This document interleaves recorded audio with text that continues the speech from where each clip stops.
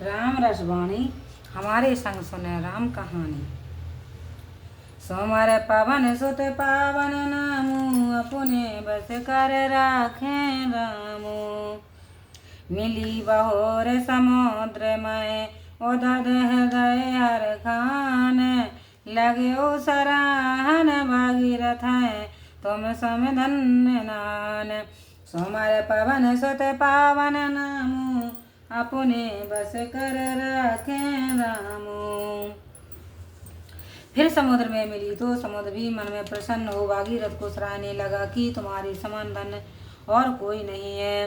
कीन्यौ सास कीन्यौ अस जस करहै न कोय। तप मय महाबल कस नहीं होए। सागर तनय तारे तत्काला हरस भंत सब भय उभवाला। तुमने ऐसा किया जैसा कोई ना करेगा। तब की महिमा का बल ऐसा क्यों ना हो। श्री गंगा जी ने सागर के पुत्रों को तो उसी समय तार दिया जिससे राजा आनंदित हुए। और रहे जे कौलमय को तिनके संग तरे सबको। सकल सुरन संग तहाँ विधाता नृप सन आए कहीं असुबाताऊ। तथा उनके कुल में और भी जो रहे वह भी तर गए। सब देवताओं के साथ श्री ब्रह्मा जी ने सन्मुख हो ऐसी बात कही है। धन्य भागीरथ जग धन्य भागीरथ जग जग यश लयो तुम समान पे और न भयो। आपन सत्य प्रतिज्ञा करो सम्मत भेद समय सुख धरेऊ। हे भागीरथ तुम धन्य हो। तुमने संसार में बड़ी बड़ाई ली है और तुम्हारे समान दूसरा राजा नहीं हुआ। अपनी प्रतिज्ञा सच्ची की और सब वेद ज्ञाताओं को अज्ञाताओं को सुख दिया है। गंगा सागर सबको काए आगे वो लोक देखत रवि डराए। भागीरथी नाम यस काए सौर मन नाम सैद जस यस लाए। हस कहें वेद निज लोक सिधाए यहाँ भागीरथ अत सुख पाए। इसे अब सब कोई गंगा सागर कहेंगे और पाप रूपी उल्लू गंगा जी रूपी सूर्य को देखते ही डरेंगे। गंगा जी का नाम भागीरथी भी होगा और देवता मुनीश्वर नाग और सिद्धजी यश पावेंगे। ऐसा कहकर ब्रह्मा जी अपने लोक को चले गए और वहाँ भागीरथ ने सुख पाया। पाए अमित सुख बहुर पूजो सुर सराह मन लाई के। तव देन आशीष मुदित गंगा नृप गए सुख पाई के। यह बात सुन गंगा कथा तब राम ऋष चरण गए। कहें दस तुलसी राम लसन महामुनि आशीष दये। तब सुख पाकर राजा ने मन लगाकर फिर गंगा जी की पूजा की तथा गंगा जी ने प्रसन्न होकर आशीर्वाद दिया और राजा सुख पाकर विदा हुए। इस प्रकार श्री रामचंद्र जी ने प्रसन्न हो गंगा जी की कथा सुन ऋषि विश्वामित्र जी के चरणों में मस्तक नवाया। तुलसीदास जी कहते हैं कि मुनिराज ने रामचंद्र जी और लक्ष्मण जी को आशीर्वाद दिया। सोमवार पावन सुत पावन नामू अपने बस कर राखें रामू। कोशक आस से अमय समय सोने हर से रघुनाथ। प्रभु सुख पाए कहाँ बहुर वेग चले मुनि नाय। सुमर पवन सुत पावन नामू अपने बस कर राखें रामू। विश्वामित्र जी के अमृत समान आशीर्वाद को सुनकर श्री रामचंद्र जी प्रसन्न हुए। फिर भगवान ने सुख पाकर कहा, हे मुनीनाथ अब शीघ्र चलिए। अति गंगा बतरण क्षेपक। तब प्रभु ऋषय समेत नहाए विविध दान मय देवन पाए। हरस चले मुनि वृंद सहाया बेग विदेह नगर नेराया। तब विष्णु समेत प्रभु ने वहाँ स्नान किया और ब्राह्मणों को ने बहुत प्रकार का दान पाया। फिर मुनियों सहित वे प्रसन्न होकर आगे चले तो शीघ्र ही विदेह राज जनक का नगर आ गया है। पर रम्यता राम जब देखी हर से अनुज समेत विशेषी बापी कूप सरत सुर नाना सालिल सुधा सम मन सो पाना। श्री रामचंद्र जी ने जनकपुर की शोभा देखी तो लक्ष्मण सहित बहुत प्रसन्न हुए। वहाँ बावली कुएं नदी और अनेक तालाब थे जिनमें मणिजंत सीढ़ियाँ बनी हुई थी और उनमें अमृत के समान मधुर जल भरा था। गुंजत मंज मंत रस भृंगा कुंजत कल बहु बरन विहंगा। बरन बरन बिकसे बन जाता त्रिवेद समीर सदा सुखदाता। प्रफुल्लित कमलों के रस से मतवाले भौरे गूंज रहे थे और अनेक रंगों के पक्षी मधुर वाणी बोल रहे थे। रंग बिरंगे कमल खिले हुए थे और सुख देने वाला शीतल मंद सुगंध वायु बह रहा था।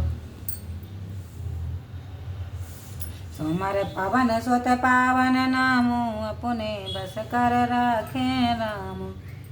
सुमन बाट का बागवन विपुल व्यंग निवास। फूलत फलत सुपल्लवत सोवत पुर चौपाउस। सोमर पवन सुत पावन नामो अपने बस कर राखे रामो। फूलों के बगीचा और बागों वनों में पक्षीगण प्रसन्न हो वास करते थे। नगर के चारों ओर फूल और लगे हुए सुपल्लवित वृक्ष शोभा दे रहे थे। बनाए नवर नत नगर निकाय जहाँ जाए मन तहाँ लुभाए। चारों बाजार विचित्र अंबारी मनमय विद जन स्वाकर सवारे। नगर की शोभा बगानी नहीं जाती, जिधर ही मन की गति जाती है मन उधर ही लुभायमान हो जाता है। सुंदर बाजार की अटारियों को मानो ब्रह्मा ने स्वयं अपने हाथों से बनाया हो। धन के बन बारे धन दे समाना बैठे सकल वस्तु ले नाना। चौट सुंदर गली चुहासा असंतत राय सुगंध सचाए। वहाँ कुबेर के समान छोट धनवान व्यवसायी समस्त वस्तुएं लेकर बैठे हैं। सुंदर गलियां और चौराहे क्या ही सुवायाम है कि जिसके अच्छे अच्छे लोग सदा सुगंधित छिड़काव डिब्बों से छिड़काव कर रहा है।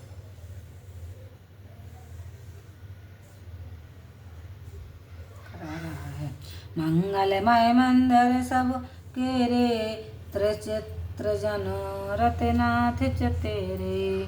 पूर्ण नार सुभंग रुचि संग संता धर्मशील ज्ञानी गुण बताओ। सबके घर ऐसी आनंदमय है कि मानो चितेरे कामदेव ने ही उन्हें अपने हाथों से विचित्र किया है। नगर के सब स्त्री पुरुष बड़े ही सुंदर पवित्र धर्मशील ज्ञानी और गुणज्ञ थे। अति अनूप जाए जनक निवासु बिथे कहीं बेबोध बेलो के बिलासु। होत चकत चित चु कोट बेलो की सकल भुवन शोभा जन रोकी। महाराज जनक का निवास स्थल राजमहल तो बड़ा अनुपम था कि जिसके विलास को देखकर देवता भी विशेष रूप से चकित हो जाते हैं। किले को देखते ही हो जाता है मानो उसने समस्त भूमंडल की शोभा को अपने आगे रोक लिया हो। सो हमारे पावन सोते पावन नाम अपने बस कर रखे राम। धावल धाम में मन पूरटित पटे सुघटित नाना भांत शिव सिय निवास सुंदर सदन शोभा किम कहे जाते। सो हमारे पावन सुत पावन नाम अपने बस कर राखे राम। उस घर के समस्त धुर्रे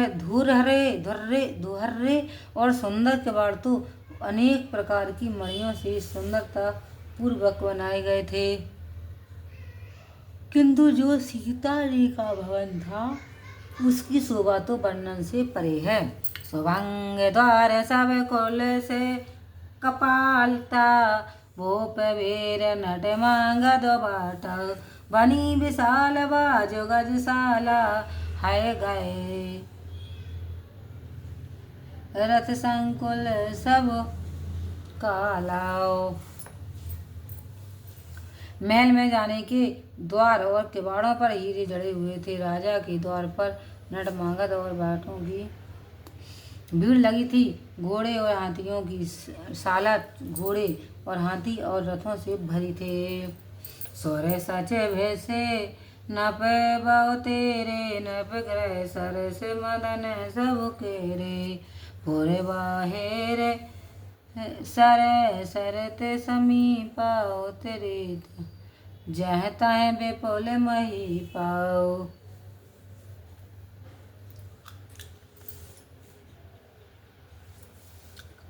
बहुत से शूरवीर मंत्री और सेनापति थे जिन सबके ग्रह राजा के सदन के समान थे।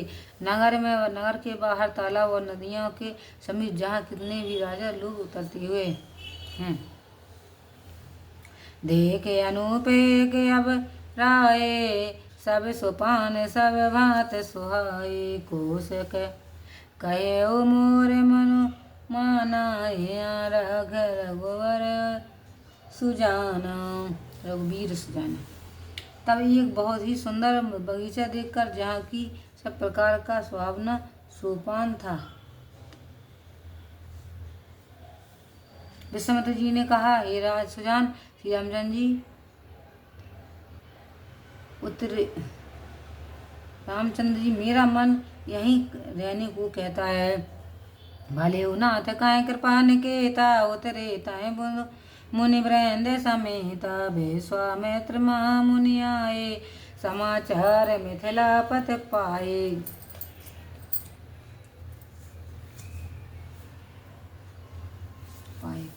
तब श्री रामचंद्र जी ने कहा, हे नाथ आपने अच्छा कहा। फिर मुनियों सहित विश्वामित्र जी वहाँ उतर पड़े। जब विश्वामित्र जी आ गए और वह समाचार महाराज जनक को मिला। सो हमारे पावन सुत पावन नाम अपने बस कर राखे राम। संग सचिव सचिव बट भूस्वर बर गुरु ज्ञान चले मिलन मुनि नायक हैं मुदित राहु पात समारे पावन समारे सिया सवन पवन सुत पावन नाम अपने बस कर राखे राम।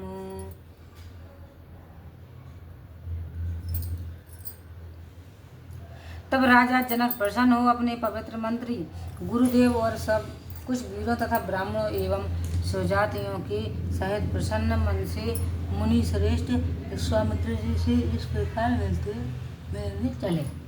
कीन प्रणाम चरण धर माता दीन अशेष मुदित मुनि नाथा विप्र वृंद सब सादर वंदे जान भाग बड़े राव आनंदे।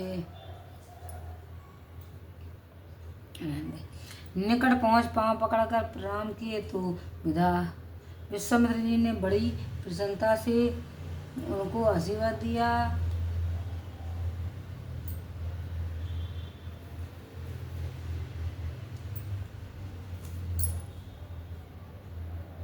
आशीर्वाद दिया। फिर राजा जनक जी ने सब ब्राह्मणों को आदर सहित प्रणाम किया और अपना बड़ा भाग जाना आनंदित होती। कौशल्य प्रसन्न काहे बारंबार विश्वामित्र नृपहि पैठार ताहे अवसर आए दो भाई गए रहे देखने फुलवाए। तब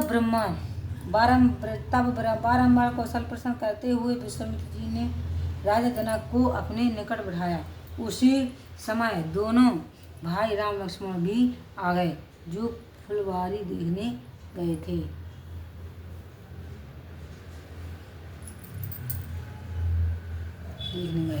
श्याम गौर मृदु बयस किशोरा लोचन सुगद चित चोरा उठे सकल सब रघुपति आए विश्वामित्र निकट बिठाए।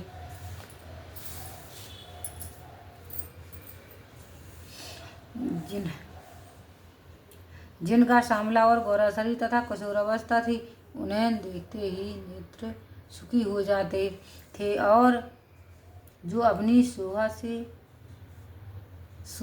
से परे सम्मत संसार की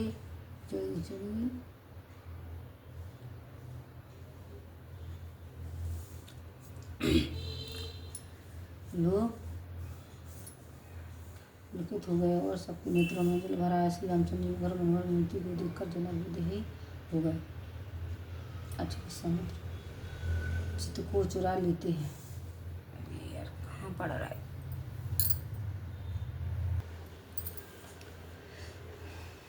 और जो अपनी शोभा से समस्त संसार के चित्त को चुरा लेते थे। जब श्री रामचंद्र जी आए तब सब लोग उठ खड़े हुए और विश्वामित्र जी ने उनको अपने निकट बैठा लिया। भाई सब सुखी देखे दो भ्राता भार बेलोचन पुलके तो गाता मूरत मधुर मनोहर देखी भाइयों विदेह विशेषी। दोनों भाइयों को देखकर सब लोग खुशी सुखी हो गए, शरीर पुलकित हो गया और सबके नेत्रों में जल भर आया। श्री रामचंद्र जी की मधुर और मनोहर मूर्ति को देखकर जनक विदेह हो गए। सोमारे पावन सुत पावन नामु अपने बस कर राखे रामु। प्रेम मगन मन जान नृपु कर विवेक धरु धीर बोलो मुनि पद नाय से गद गद गिरा गंभीर। सोमारे पावन सुत पावन नामु अपने बस कर राखे रामु। जब अपने को प्रेम मगन जानकर स्थित बुद्धि वाले राजा जनक ज्ञान का आश्रय लेकर मुनि विश्वामित्र जी के चरणों में शरणवा कर गदगद हृदय से यह वाणी बोले। कहाँ नाथ सौंदर्य दो बालक मुनि कुल तिलक किन्नर पे कुल पालक ब्रह्म जो निगम नेत कहे गावा ओ भय वेश धर की सोई आवा। हे नाथ कहिए ये दोनों सुंदर बालक मुनि कुल के तिलक हैं या राजकुल पालक हैं अथवा जिन ब्रह्मा को वेद नित नित कहकर पुकारते हैं, क्या वही ऐसा शरीर धारण करके आए हैं। सहज विराग रूप मन मोरा थकत होते जिम चंद चकोरा ताते प्रभु पूछो सतभाओ काओ नाथ जन कराओ दोराओ। क्योंकि मेरा जो सहज वैराग्य वाला मन है उन्हें देखकर वैसे ही मोहित हो रहा है जैसे चकोर चंद्रमा के लिए से। हे प्रभु मैं सच्चे भाव से पूछता हूँ, इस कारण हे नाथ कहिए और कोई दुराव ना कीजिएगा। नहीं बिलोकत यत अनुरागा बारह बस ब्रह्म सुखाए मन त्याग काहे मोने विषय कहो नृपनी का वचन तुम्हारे न होए अली का। उन्हें देखते हुए मन में विशेष प्रेम हो गया है और मन जबरदस्ती ब्रह्म सुख को त्याग रहा है। तब विश्वामित्र जी ने हंसकर कहा, राजन आपने यह अच्छा ही कहा, आपका वचन मिथ्या नहीं हो सकता है। ए प्रिय सवाय जहाँ लग प्राणी मन मुस्काय राम मुन बानी सुन बानी रघुकुल मन दशरथ के जाए ममे हित लांग नरे से पठाए। संसार में जितने भी प्राणी हैं ये सबको प्रिय है। मुनि की यह वाणी सुनकर श्री रामचंद्र जी मन में मुस्कुराने लगे। फिर विश्वामित्र जी ने कहा कि हे रघुकुल हर रघुकुल मणि राजा दशरथ के पुत्र है साथ, हमारे हित के लिए राजा ने इन्हें भेजा है। सो हमारे पावन सोते पावन नामू, अपने बस कर राखे रामू। राम लखन दो बंधु बरे, रूपशील बलराम। मखरा क्यों सब साख जगो, जिते असुर संग्राम। सो लखन सी पावन सुत पावन नाम। सो हमारे पावन सुत पावन नाम, अपने बस कर रखे रामू। राम लक्ष्मण ये दोनों श्रेष्ठ भाई रूपशील और बल के धाम हैं। इन्होंने संसार में राक्षसों को जीतकर मेरे यज्ञ की रक्षा की है, संसार इसका साक्षी है। सोने तब चार मुनि तब बचन, मुनि तब चारन देख कह रहो, कह न सको निज पुण्य प्रभाओ। सुंदर श्याम गौर दो व्रता, आनंदों के आनंद दाता। तब राजा जनक ने कहा, हे मुनि देव, आपके चरणों को देखकर मैं अपने पुण्य का प्रभाव नहीं कह सकता। वे ये सांवले और गौरे सुंदर दोनों भाई आनंद को सुख भी आनंद देने वाले हैं। इनके प्रीत बरस पर पावन, काय न जाए मन भाव सुहावन। सोना हो नाथ काय मोदित विदेहु, ब्रह्म जीवे विषय जिसने हो। इनकी पारस्परिक प्रीत ऐसी पवित्र है जो मन को मोहित करने वाली है और कहीं नहीं जाती है। इतना कहकर जनक ने प्रसन्न होकर कहा, हे ना सुनिए, इनका पारस्परिक स्नेह वैसा ही स्वाभाविक है कि जैसे ब्रह्म और जीव का स्नेह होता है। पौने पौने प्रभु चेतव नर नाओ, पोलक गाते और यद के उछाओ। मुना प्रशंसना है पद शीशु, चले लगवाए नगर अबुनीसु। राजा जनक बारंबार श्री रामचंद्र जी की ओर देखकर शरीर में पुलकायाम हो गए और उनके हृदय में अधिक आनंद और उत्साह होता रहा। तब मुनि विश्वामित्र जी की बड़ाई कर चरणों में सिर झुकाकर अपने नगर में लिवा कर चले। सुंदर सदन सुखद सब काला, था बसले दीन बोआला। कर पूजा सब विध सेवकाए, गयो राव गृह विदा कराए। और उस सुंदर ग्रह में जो सब समय से सुखदायक था, वहाँ ले जाकर राजा जनक ने उनको वास दिया। फिर सब प्रकार से उनकी पूजा और सेवा करके विधा को अपने महल को चले गए। सो हमारे पावन सुत पावन नामू, अपने बस कर राखे रामू। रे साय संग रघुवंश मन, कर भोजन विश्राम। बैठे प्रभु व्रत सहित, दिवस रहा भरि जाम। सो हमारे पावन सुत पावन नामू, अपने बस कर राखे रामू। उधर जब श्री रामचंद्र जी विश्वामित्र जी के पास साथ भोजन तथा विश्राम करने भाई लक्ष्मण सहित बैठे, तब एक पहर दिन बाकी रहा। लखन हृदय लाल सब शेषी, जाय जनकपुर आयऊँ देखी। प्रभु भय बहुर मुनहि सकुचाई, प्रगट न काए मनहि मुस्काए। उसी समय लक्ष्मण जी के हृदय में बड़ी लालसा हुई कि जनकपुर को दिखाएं, परंतु भाई का भय और मुनि के संकोच से वे प्रकट रूप में न कह सकते थे, मुस्कुराते ही रहे। राम अनुज मन की गति जानी, भगत पछलता ही हो लसाने। परम विनीत सकुच मुस्काए, बोले सुगुरु अनुशासन पाए। तब अनुज के मन की ऐसी बात को जानकर श्री रामचंद्र जी ने हृदय में भक्त वंशलता ने जोर मारा, तो गुरु की आज्ञा पाकर बहुत ही नम्र शब्दों में सकचाते हुए मुस्कुराकर बोले। नाथ लगन गुर देखन चाहे, प्रभु संकोच डर प्रगट न काई। जोरा और आयो से मैं पावो, नगर दिखाए तुरंत ले आवो। हे नाथ लक्ष्मण जी नगर को देखना चाहते हैं, किंतु आपके संकोच एवं डर प्रकट नहीं करते हैं। यदि मैं आपकी आज्ञा पाऊँ तो इनको नगर दिखला कर तुरंत ले आऊं। सोने मुनि से कहे बचन सप्रीति, कस न राम तुम राखो नीति। धर्म से तो पालक तुम ताता, प्रेम विवश सेवक सुख दाता। यह सुनकर विश्वामित्र जी ने कहा, हे राम, भला तुम क्यों न मेरी नीति की रक्षा करोगे। हे तात, तुम धर्म सेतु पालन और प्रेम के बस होकर रहने प्रेम के बस में रहने वाले तथा अपने सेवकों को सुख देने वाले हो। सो हमारे पावन सुत पावन नामु, अपने बस कर राखे रामु। जाय देखिया भाव नगर, सुख निधान दो भाई। करा सुफल सबके नयन, सुंदर बदन दिखाई। सो हमारे पावन सुत पावन नामु, अपने बस कर राखे रामु। हे सुख के धाम दोनों भाई, जाकर नगर को देखा और अपने सुंदर मुख दिखाकर सबके नेत्रों को सफल करो। मुने पद कमल बांध दो भ्राता, चले लोक लोचन सुख दाता। बालक वृंद देखे अति शोभा, लगे संग लोचन प्रभु लोभा।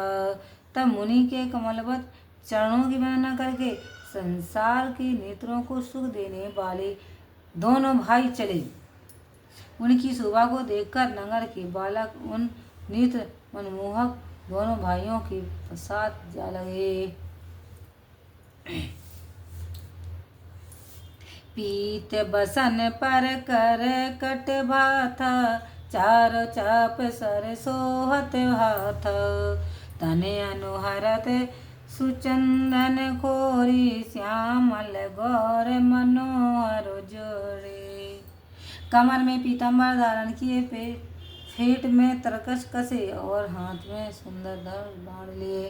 शरीर के योग्य शोभा देने वाला केसर का सुगंधित चंदन लगाए। श्याम और गौर वर्ण की मनोहर जोड़ी शोभा यम हो रही है। कि हर गंधर भाव विशाला, और यति रुचिर नांग मन माला। सुभंग सोहने सर सिरोह लोचन, बदन मयंक ताप त्रय मोचन। सिंह के से कंधे और विशाल भुजाएं तथा हृदय पर नाग मणिक की माला पड़ी हुई थी। सुंदर श्रवण और कमलवत नेत्र तथा मनोहर चंद्रमा का सा मुखारविंद का दर्शन करते तीनों पाप नष्ट हो जाते हैं थे। कानन कनक फूल छवि देखी, चितवन चिताएं चोर जन लेखी। चितवन चार बिरकुटी बन, बरवागे तन कर एक शोभा जन चाकी। कानों में स्वर्ण के फूल कुंडल ऐसे शोभा दे रहे थे, मानो देखते ही चित्त को चुरा लेते थे। उनकी सुंदर चितवन और श्रेष्ठ सुंदर भुएं तथा तिलक की रेखाएं मानो शोभा की मर्यादा हैं। सो हमारे पावन सुत पावन नामु, अपने बस कर रखे रामु। रोचर चौतनी सुभंग, सिर में चतकुल कुचिलते कुचित केस। नख सिख सुंदर बंद दो, शोभा सकल सुदेश। हमारे पावन सुत पावन नामु, अपने बस कर राखे रामु। सुंदर मस्तक पर चमकती चौकड़िया जटाऊ टोपी सुबह हो रही है। और काले चिकने घुंघराले बाल हैं तथा नक्सिक परितन सुंदर दोनों भाई सब अंगों से सुशोभित हैं। लखन सिया राम चंद्र शंकर, हरि ओम जय जय सिया राम। संकट मोचन कृपा निधान, जय जय सीताराम। सिया रामचंद्र की जय। आरत